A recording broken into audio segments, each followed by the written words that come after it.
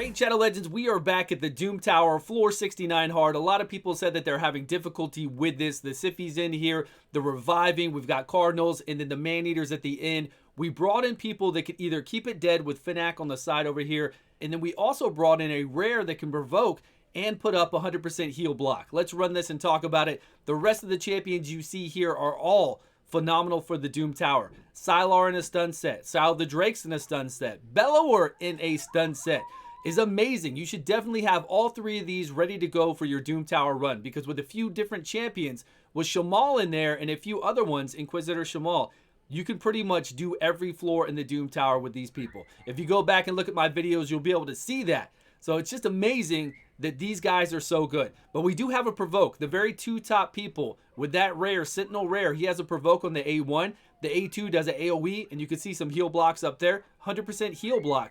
The reason is Siffi's passive. She always heals her allies. Whenever they take a turn, they heal by 10% of their max HP, which really makes this a long battle. If you don't have any way to heal block, the bottom right does not have a way to do that.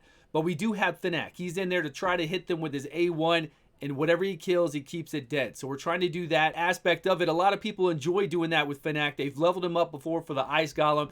You don't have to level these champions up. This is just a guideline here. If you have other legendary champions that are already leveled or other epics that you know that will work, this is just to show you that we can get it done. And you can bring in those champions. You don't have to level up any of these, although they are all pretty damn good champions. We got Roz and Scarhide on the top right helping us out there. We'll see how long each of these runs are. I do want to mention that having our Umbral Enchantress in here do her A2 on a 3-turn cooldown for 3 turns to block buffs is very important. You can see we've got also a block buffs on Fnac down here at the bottom right. We have Umbral Enchantress in that team as well. Is she on every team? Okay, Umbral's not in the top right up here. But it's really important to make sure that the Siffi never gets those buffs up, that the Man-Eater at the end never gets those buffs up, or pretty much it's a wipe.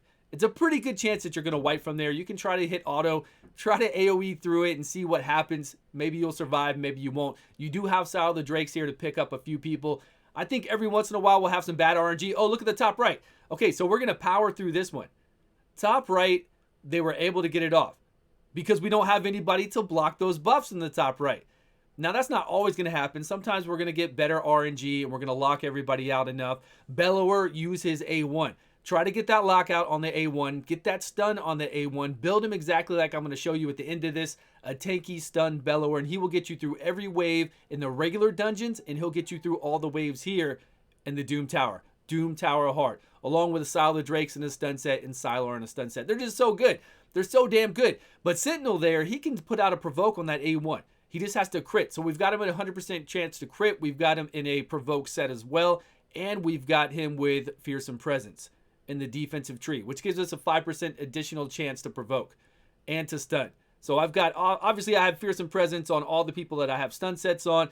And then we've got Umbral Enchantress putting up those block buffs. You want those block buffs up. You want those block buffs up almost more than you want to do her A3, where she provokes. So be really careful. Make sure you're getting that A2 up to make sure you have those block buffs up, because it's more important. Because we could let Siffi take a turn. We could let her take a turn and try to put up those buffs. But if everybody's blocked out, it's not going to do anything. She wastes it. That's good. It's out of there for a few turns. Because most times it's going to be really hard to come back from that. And you might not come back. You might have to just restart your run. So whenever we get anybody loose on the 2 top teams, we're going to provoke right there. You see that? Provoke with our Sentinel. He's going to put up those heal blocks so we don't have to worry about people healing so much from those Siffi's passives. And then we're just going to come through here and just whittle everybody down. It takes a while. If you've got a big hitter, again, if you have Inquisitor Shamal, bring him in here. Bring him in as the lead. He can one-shot. If he's built properly, he can one-shot anybody in the Doom Tower. Anybody, if he's built right. And I've done that in a guide, so go check that out. Basically, that's a team I use to take down any floor in the Doom Tower. Every single floor. We'll do a video on it. We'll do a video on one team that can beat every single floor that doesn't have any legendaries, except for Sylar the Drakes, because we get her as a login reward, so everybody has access to her. And we try to play teams like that, right? We're trying to play teams that you all might have access to. You might have a Bellower. You might have a Sylar the Drakes you're going to get for sure. Umbral Enchantress, I hope you pull her one day. And Rosin Scarhide, obviously you could do him as a fusion.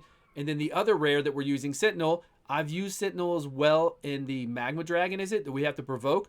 Whichever one we have to provoke, we used him in there on the Magma Dragon video yesterday. A lot. That's why I threw him in here, because I saw that he had that heal reduction of 100%. And I was like, hell yeah, we'll bring him in here to make sure they can't keep healing, and then we'll just do the provoke on the A1 if anyone is loose. But really, not a bad time. It's going to take us 10 minutes, 9 minutes on the top right, 10 minutes on the bottom right, and I think 11 minutes and something on the right above me. But hey, all you've got to do is beat it one time throughout the month. One time, then you move on to the next floor and you get those great rewards. So you can take the time out, right, to do it. Out of 30 days, you can come in here and try to get it done and take 11 minutes and just go through it. It's challenging, right? But not all waves are challenging. So I'm hoping once you get past this one wave, whatever's keeping you back, you can just, go through 20 more until you get to another area like this that might be a little challenging for you. That's what it's going to be like. I don't think every wave is going to be so menacing and tiring and wear you down like this, but some of them do. Some of them really do. The Mortal Macabre ones, the Sky Touch Shaman ones, Valkyries, the All Provoked ones. I know. We'll get there. We've got guides on more than half of those, so go check those out in my YouTube. You'll see the guides for those and how to get through them fairly easily. Umbral's not in the top right. We have Roz in there. Now, they just made it to the end. Now, this one's scary because if they do get up, like, we play this whole game by blocking, by taking control. Look at all those stuns up. Now, we did turn meter reduction. Whenever Rodos is with Siphi, whenever Rodos takes a turn, he removes all debuffs from him. Plus, he's going to heal by 10% of his max HP from her passive. But Rodos is pretty easy to beat, right? He doesn't have a lot of HP, he doesn't have a lot of defense, so it's pretty easy to take him down. I like to kill him first, and then I just put it on full auto and target Siphi, and we're good to go. But I think they're going to get... See, look. They got loose, and that's even our fastest run. See, most times when that happens, I have to reset the run. But I think here we're able just to take the hits from Rodos. I mean, there aren't really anybody beating us up too bad. As long as he doesn't go crazy, like he did with that A1 right there, then we'll be okay. Okay, the bottom right is on there as well. See, the bottom right, though, we put up all those block buffs. And now we're taking down Rodos. And you'll probably have somebody stronger. Like, if you have somebody stronger, and of course, like I said before, Inquisitor, Shamal will go ahead and just deplete Siphi. So you can just come in here, kill Siphi right away, make sure his skill's off cooldown, and then you're just going to CC like we're doing with the stuns, we're doing with the lockouts on everybody else. And it's easy. Like, she's dead, you just hit auto, you're good to go. But since we don't have that, we got to come in here and we got to take down Rodos slowly. We could go after Siphi. Like, actually, we're going to take out Siphi first here because it worked out that way. It worked out that she was low already, so we're just going to take her out. Now, Rodos will always be... Now we can just hit auto. It's on auto. Great. Once we're down here at the end like this, you just put it on auto, you're good to go. Now, I think we're going to kill Rodos at the bottom.